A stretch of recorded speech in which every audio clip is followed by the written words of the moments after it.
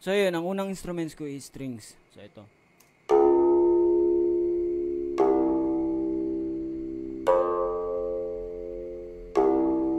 So the next part is pads. Naglagay akong pads.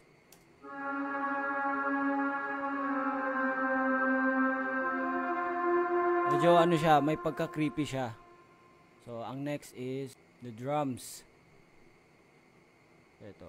Narinig nyo itong drums na to sa unang ano namin, version ko na ito, yung P-Popcon. So ito siya.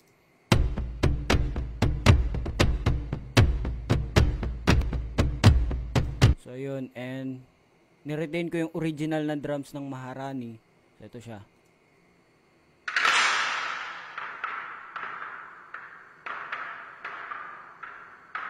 And next is nagdagdag pa ako ng isa pang drums. So ito.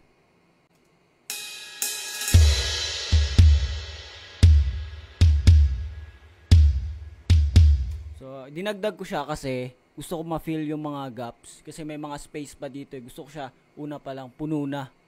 Pero hindi mo siya mahalatang puno. Pero once na saliksikin mo talaga yung gimbang term nun, yung ano neto, yung music na to, so ma-feel mo talaga na na-feel niya yung mga gap. So ang next is vocals to ni Tomas, itong part na to, na nag-isip kasi akong chant eh, so wala akong maisip. So, ang ginawa ko, yung part na adlib ni Tomas sa Maharani and ni Mo, ni-reverse ko. So ito siya.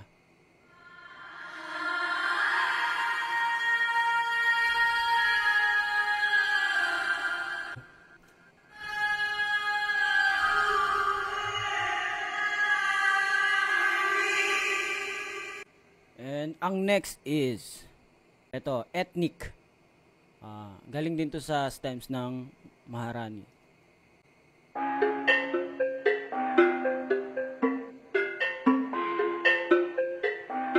So ayun, yun yung first part ng beat natin. So the second is naglagay pa ako ng another strings. Pero ito siya.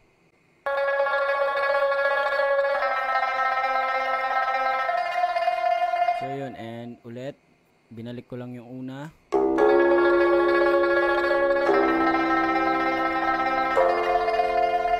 Second, yung drums ulit. Tapos yung ethnic. And itong drums ng Maharani, ito siya.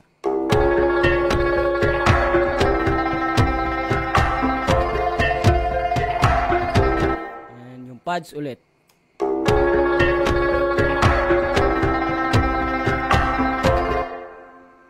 Then vocal chant. Ito.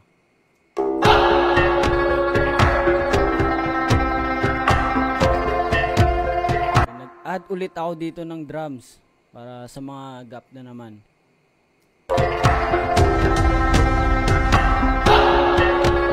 The next is yung main cinematic drums niya. So yung first part na to ni-reverse ko para may hagod siya.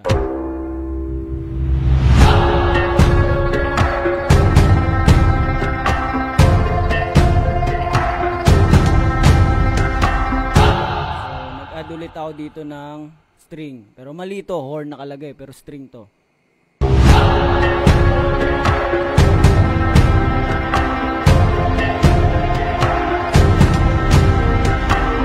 Ayun, and ito naman part na to, cymbals na lang to.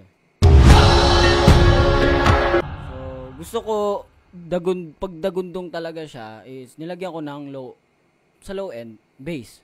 Ito siya, same note lang nung mga strings.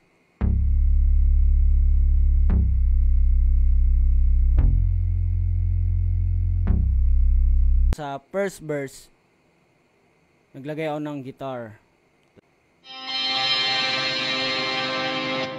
Yun.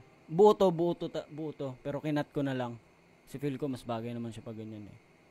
Ito.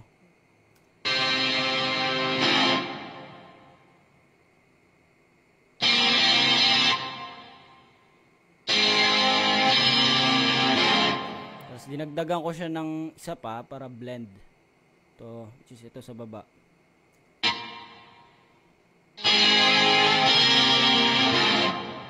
Yun. And nag-add ako dito ng yung drums, cymbals na pang ano lang, risers. Ayan.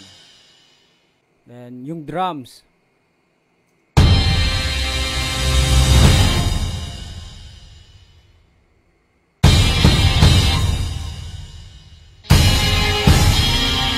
Feel ko kasi may kulang pa sa drum, so dinagdag ko tong part na to. So ito siya.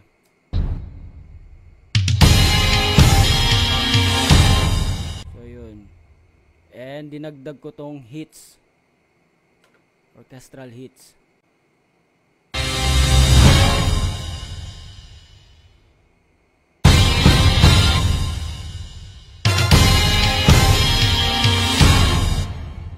Para may ano talaga, may impact yung drums niya. Dinagdagan ko ng kick pero binalance ko lang kasi ayoko naman puro kick lang yung mga rare niyo, di ba? Hindi na siya tunog drums. Para may impact lang ito.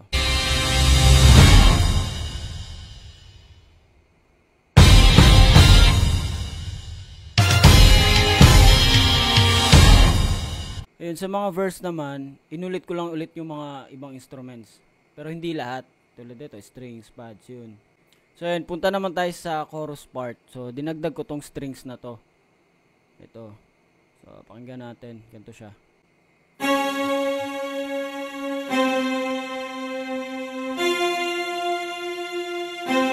May second part pa ng chorus, dinagdag ko to.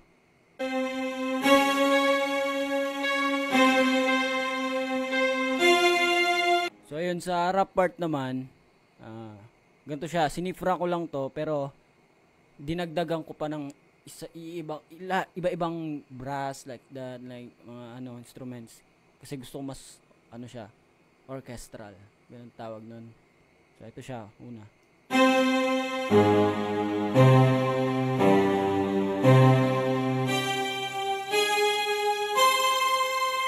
Kaya nagdagdag pa ako na isa pang strings.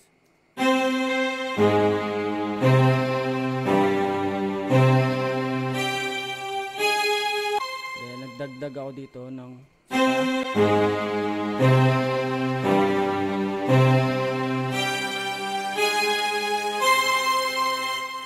nagdagdag ako ng choir dito.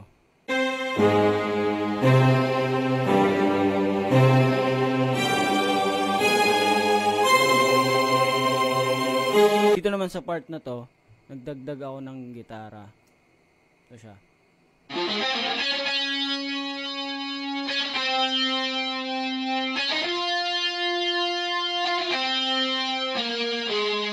So yun, MIDI lang yan.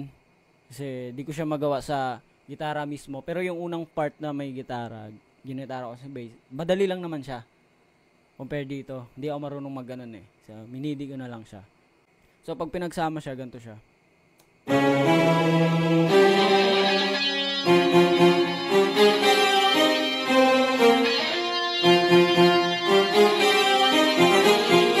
Okay, sa last chorus naman, ayun, same lang, same. Pero, ayun pa rin yung process.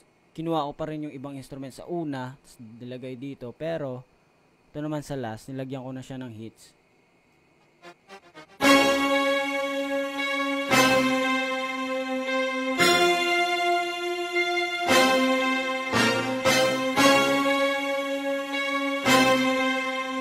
Kaya nagdagdag din ako ng saxophone.